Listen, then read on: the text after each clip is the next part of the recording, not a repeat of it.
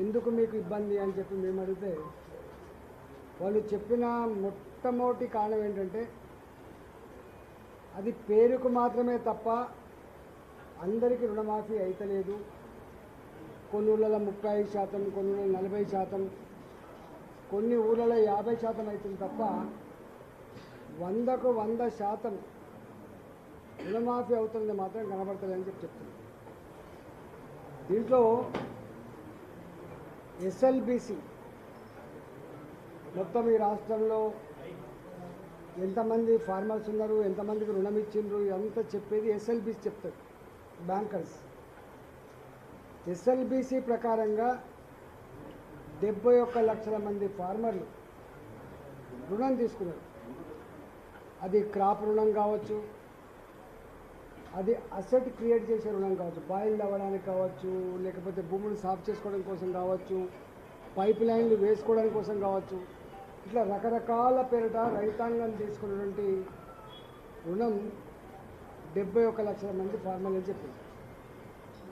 రేవంత్ రెడ్డి గారు రుణమాఫీ చేస్తాం 2 లక్షల వరకు, రైతులారా ఎవరైనా రుణం తీసుకోకుండా ఉంటే ఇప్పుడే పోండి, రుణం తీసుకోండి, నేను అధికారంకి వచ్చినటువంటి వెంటనే ఒకటే స్ట్రోకులో ఒకటే నెలలో 2 లక్షల రూపాయల రుణమాఫీ చేస్తా అని చెప్పి వారు హామీ ఇచ్చినప్పుడు వారు చెప్పిన లెక్క 64 లక్షల మంది రైతులు అన్నాడు. ఆ తదుపరి వారు మొత్తానికి అటు చెప్పి ఇటు చెప్పి 49 లక్షల మంది రైతులు ఉన్నారని తేల్చింది.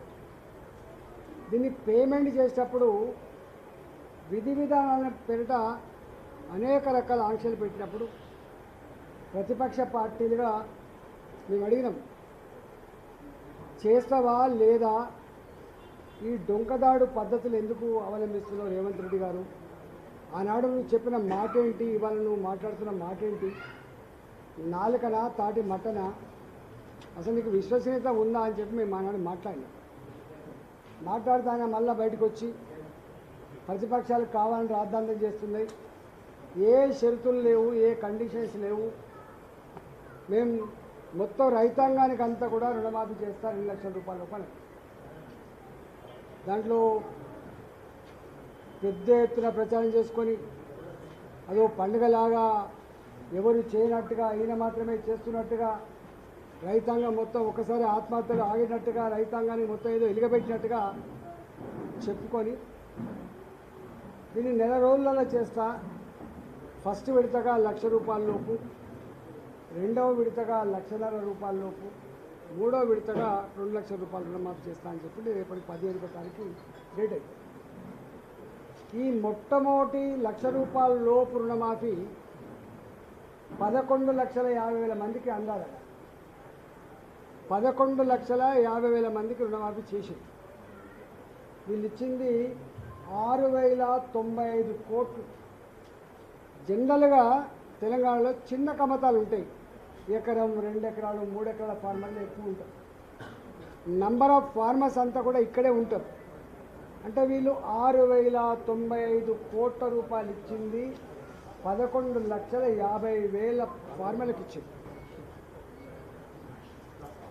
ఆ తదుపరి రెండో విడతగా 1,49,000 లోపు, 1,50,000 కూడా కాదు, 1,49,000 వరకు మళ్ళీ వీళ్ళు ఇచ్చింది ఇంకొక 6,000 కోట్లు. ఫార్మర్ సంఖ్య 6 లక్షలు. అంటే ఈ 6 లక్షలు ప్లస్ ఈ 11.5 లక్షలు, దాదాపు 18 లక్షలు, కొంచెం తక్కువ 18 లక్షల మందికి 1,49,000 లోపున్న రుణాలకు వీళ్ళు పే చేసిన డబ్బు 12,095 కోట్లు, 12,100 కోట్లు.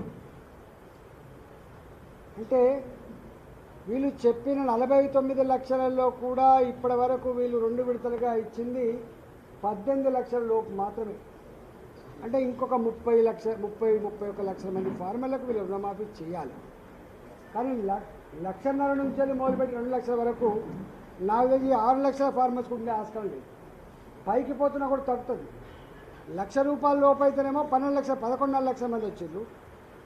మళ్ళీ ఆ బ్రాకెట్ల కంటే అయిన తర్వాత కేవలం 6 లక్షల మంది వచ్చిండ్రు. ఒకవేళ ఇది మళ్ళీ ₹2 లక్షల వరకు అంటే ఒక 3 లక్షలు వస్తారు, 4 లక్షలు వస్తారు. మొత్తం మీద కలిస్తే అల్లికి అల్లి సున్నకు సున్నా మొత్తం వీళ్ళు ఇచ్చేటువంటి రుణమాఫీ ఒక 22 లక్షలు 23 లక్షల మందికి ఇస్తారు కావచ్చు. అది కూడా ఇంకొక ఈ 12,000 కోట్లని ఇంకొక 3,000 కోట్లు అయితే 4,000 కోట్లు అయితే ఇస్తారు కావచ్చు తప్ప వీళ్ళు చెప్తున్నట్టుగా 34,000 కోట్ల రూపాయలని 49 లక్షల వరకు తేల్చడం అనేటువంటిది శుద్ధ అబద్ధమని తేలిపోయింది.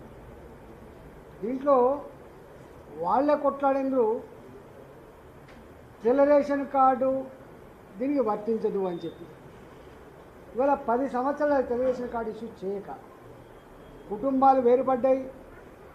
కేసీఆర్ రైతు బీమా వచ్చిన తర్వాత